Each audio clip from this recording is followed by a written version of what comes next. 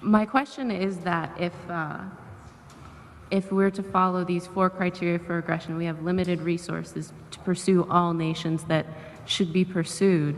Shouldn't we pursue the ones that are more of a danger in the future to us as a nation? Well, I'm still, okay, that's audible to all.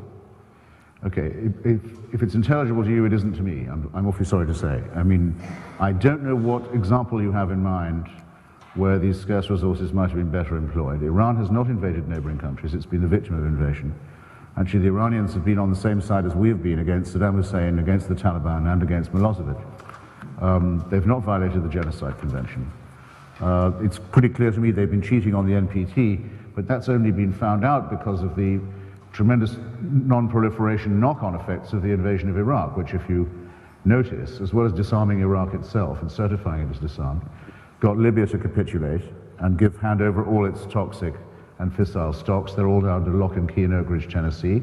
From those stocks, it was possible to walk back the cap to the A.Q. Khan nuclear Walmart in Pakistan and to find out the Iranians in the cheating that they've been doing, which is our main quarrel with them now.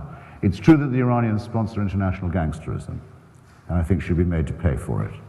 We know the names of the Iranian ministers who blew up the Jewish Cultural Center in Buenos Aires, who sent death squads to Berlin to kill the Kurds meeting in the Mykonos restaurant, who tried to kill Salman Rushdie for writing a novel, and many other things. I think that shouldn't be without cost, but you can't really invade a country just for that.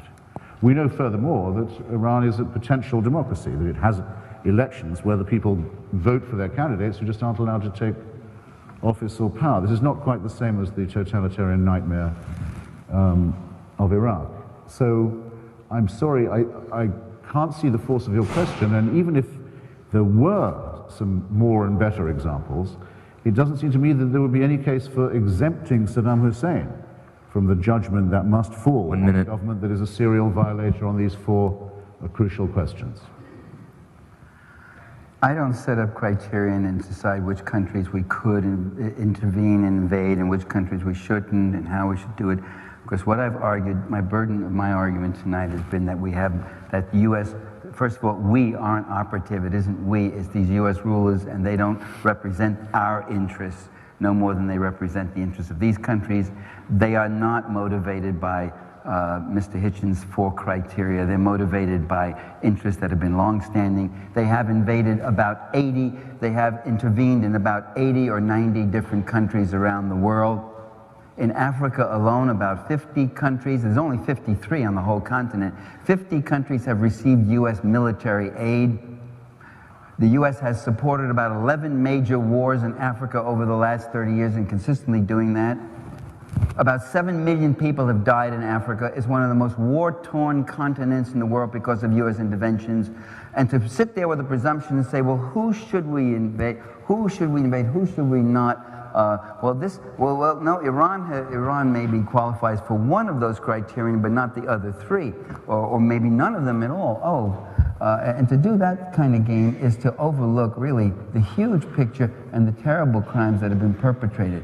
And the more war-ravaged Africa is, and Africa is a very valuable country. We get about 70% of all major minerals from Africa, from cobalt to chromium to manganese to any bunch of all sorts of other things, gold. To not see that the more war-ravaged these countries become, the more torn apart they are by U.S. interventions in part. It's not the only, I'm not saying that's the only factor.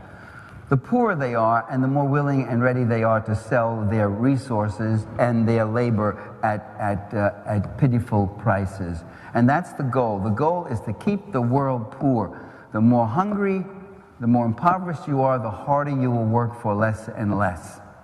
And that's the goal of this administration, the reactionaries in this administration today. The reactionaries, they're not conservatives. A conservative is somebody who resists any kind of egalitarian changes because he wants to maintain his particular privileges.